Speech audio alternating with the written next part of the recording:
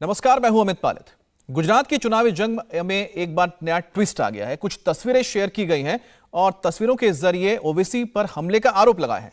अब ओवैसी की party AIMIM ने वंदे भारत ट्रेन के अंदर की तस्वीर शेयर की और यह दावा कर दिया कि ओवैसी को टारगेट करके पत्थर चलाए गए।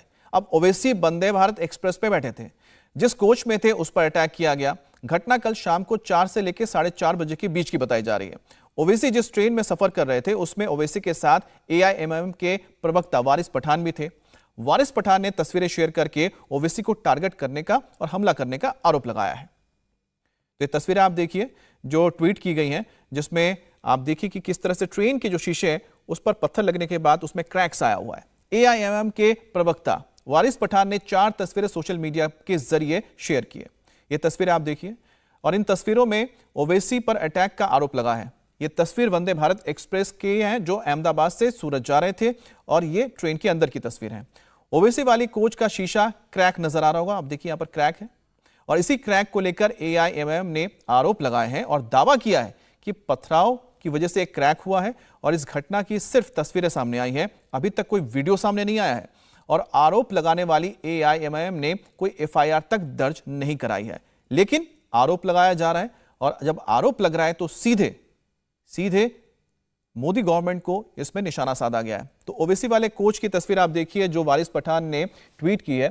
इसमें शीशे पर क्रैक्स आए हुए हैं और बताया जा रहा है कि ओवैसी को देखकर ही इस पर ये पत्थर चलाए गए हैं। अब आपको सूरत की रैली में दिया गया AIM का वो बयान भी सुनाता है जिसको वारिस पठान ने कहा था, जिसमें उन्होंने ओवैसी पर पथराव को लेकर सीधे आरोप लगाया और क्या बातें कही एक बार आप सुनिए, फिर आगे की चीजें बताएंगे। आज दोपहर को अहमदाबाद से मैं ओवैसी साहब, साबिर काबलीवाला साहब, माजिद हुसैन साहब, हम सब हमारी पूरी टीम गुजरात अहमदाबाद से ट्रेन पकड़ के सूरत के लिए रवाना हुई। कौन सी ट्रेन पकड़े? वंदे भारत एक्सप्रेस। सूरत पहुंचने को 22 से 25 किलोमीटर बाकी था, क्योंकि वो वंदे भारत में स्क्रीन लगाया हुआ है, उसमें दिखता है कितना किलोमीटर बाकी है, कब सूरत में पहुंचने वाली है ट्रेन। हम सब बैठकर देख रहे थे। इतने में धाड़ से एक पत्थर आकर गिरता है ट्रेन के कांच के ऊपर। बैरिस्टर असदुद्दीन ओवैसी साहब बैठे हुए हैं, साबिर काबलीवाला साहब उनके पीछे है, मैं साइड में, वहां पर एक कांच आता है और ट्रेन का कांच क्रैक कर देता है पूरी तरह से। मेरे पास मोबाइल में फोटो सब पड़े हुए हैं। इतना भारी पत्थर कि वो कांच के पूरा क्रैक हो गया। फिर एक दूसरा पत्थर आया, मतलब 1 मिनट भी नहीं हुआ होगा, 10-15 सेकंड में किसी ने 2 पत्थर लगातार उठा के मार। ओवैसी साहब ट्रेवल कर रहे हैं ना, अरे तुम पत्थर मार लो मोदी जी, तुम आग बरसा दो मोदी जी, लेकिन ये हक की आवाज ना कभी रुकी है, ना रुकेगी, ना इंशाअल्लाह ताला कभी रुकेगी। और AIMIM ने जो दावे किए हैं उस दावे पर कई सवाल हैं। सबसे बड़ा सवाल यह है कि Vande Bharat high speed train है, 130 किलोमीटर प्रति घंटे की रफ्तार से चलने वाली ट्रेन में बैठे ओवैसी टारगेट कैसे हो गए? वंदे भारत के कोच के शीशे में क्रैक तो हुआ, लेकिन ये पथराव से हुआ ये कैसे पता? अगर पथराव हुआ तो AIMIM प्रवक्ता वारिस पठान ने ही क्यों आरोप लगाए? खुद ओवैसी खामोश क्यों हैं? और बड़ा सवाल यह भी है कि AIMIM ने प्रधानमंत्री मोदी का नाम क्यों लिया? क्या चुनावी फायदे के लिए AIMIM ने मोदी को टारगेट किया है? ये सारे सवाल हमने आरोप लगाने वाले वारिस पठान से किए, लेकिन वो बार बार जांच की बात कहते रहे। इंडिया टीवी से वारिस पठान की जो बातचीत हुई है उसे आप सुनिए।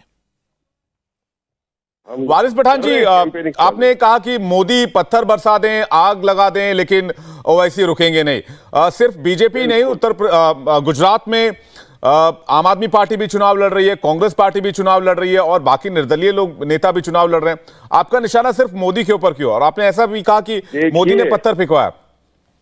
भाजपा को पता है कि अगर उनको कोई हरा सकता है तो वो सिर्फ असद ओवैसी की पार्टी मजलिस इत्तेहादुल मुस्लिमीन। बाकी ये सेकुलर पार्टियों ने तो देख लिया उनके साथ अवाम क्या करेगी। इन्होंने अवाम के वोट लिए, इक्तिदार की कुर्सी पर बैठ गए, काम किसी का कभी नहीं किया। अवाम जनता जनार्दन है, गुजरात की अवाम बहुत समझदार है, उनको सब पता है क्या करना। तो अब भाजपा का राज है ही नहीं, गुजरात में किसका राज है? ना ओवैसी साहब प्रधानमंत्री है, ना मैं होम मिनिस्टर हूं, तो उनके राज के अंदर सब हो रहा है। उनको इन्वेस्टिगेशन करना चाहिए कि एग्जैक्ट उसी जगह। और वंदे भारत तो भी खड़ी होगी ना यार्ड में, जाके देख लो कैसे पत्थर के हुए। इतना बड़ा ग्लास अगर क्रैक हो सकता है तो आप सोचिए कि फोर्सफुली पत्थर फेंका गया था। वारिस पठान जी, एक और सवाल मैं आपसे लूंगा। वंदे भारत की स्पीड 150 किलोमीटर प्रति घंटे तक जाती है और जिस बोगी में ओवैसी और आप लोग सफर करें तो उस चुनिंदा बोगी को पत्थर से निशाना बनाना, आपको नहीं लगता आप बहुत जल्दबाजी कर गए इस नतीजे पर पहुंचने तक? आपको जांच तक का इंतजार करना चाहिए था या फिर आपको इस बारे में शिकायत करनी चाहिए थी? जांच करना चाहिए इनको। गुजरात में जांच करो, वंदे भारत एक्सप्रेस वाला जो है, रेलवे पुलिस उसकी जांच करे, इन्वेस्टिगेट के पास। तो आप लोगों ने रेलवे पुलिस से शिकायत दर्ज कराई?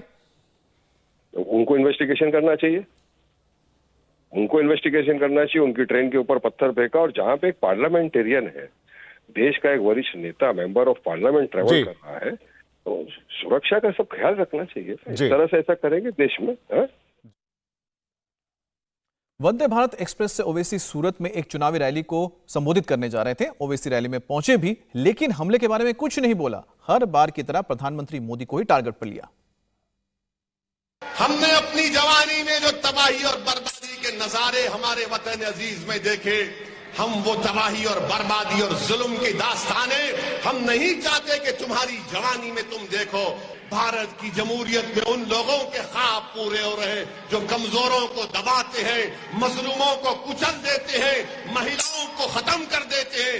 भारत की लोकसभा में भाजपा के 300 एमपी हैं और उन 300 एमपी के सामने जब भी आपका गुनाहगार भाई बेटा खड़ा हो जाता है तो भाजपा के 300 एमपी 6 मिनट में 3 मर्तबा खड़े होकर हमको सलाम करते हैं।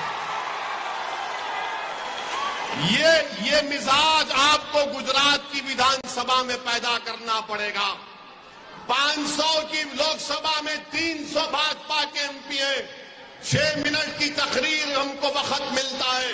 6 मिनट में हम मोदी अमित शाह के सामने मजलूमों की इंसाफ की बात करते हैं, अपने हक की बात करते हैं, सच्चाई को बयान करते हैं। और भाजपा के लोग ये कहते हैं कि ओवैसी एंटी नेशनल है।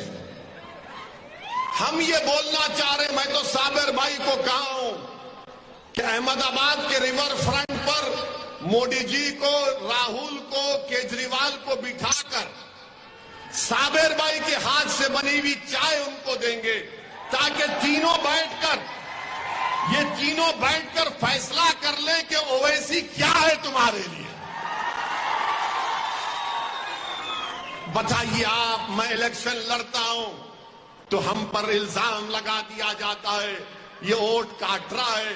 अरे वोट मैं नहीं काट रहा हूं, तुम मोदी से मिले हुए हो, तुम भाजपा से मिले हुए हो, तुम दिलो जान से मिले हुए हो, इसलिए 27 साल से भाजपा गुजरात में सरकार बना रही है। ओवैसी जब भी बोलते हैं हिंदू मुसलमान जरूर करते हैं। सूरत की रैली में भी उन्होंने मुसलमानों पर जुल्म होने का आरोप लगाया। तुम्हारी तकलीफ को कोई सुनने वाला नहीं है।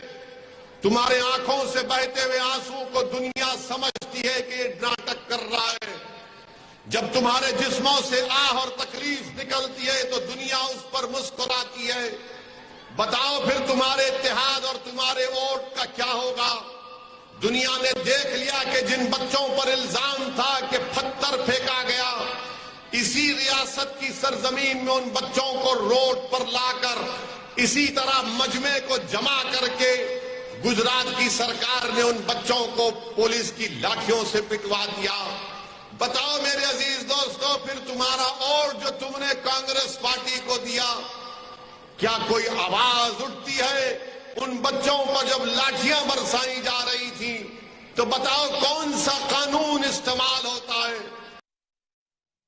अब चुनाव के दौरान ओवैसी पर हमले का आरोप इस साल दूसरी बार लगा है। यूपी चुनाव के वक्त ओवैसी पर दिल्ली के पास चिशारसी टोल प्लाजा पर हमला हुआ था और उन पर फायरिंग हुई थी और यह घटना 3 फरवरी 2022 को हुई थी। और अब ओवैसी की पार्टी ने ट्रेन में जा रहे ओवैसी पर पथराव का आरोप लगाया है।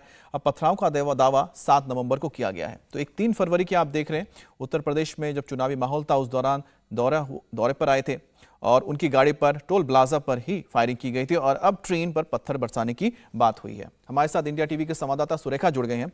सुरेखा, एक बहुत हैरान की बात है कि जहां वारिस पठान लगातार कह रहे हैं कि हमला हुआ, वहीं अगर बात की जाए ओवैसी की, जिन पर हमला हुआ वो बिल्कुल चुप है। हालांकि उत्तर प्रदेश में जब उन पर यह हमला हुआ था तब वो चुप नहीं बैठे थे।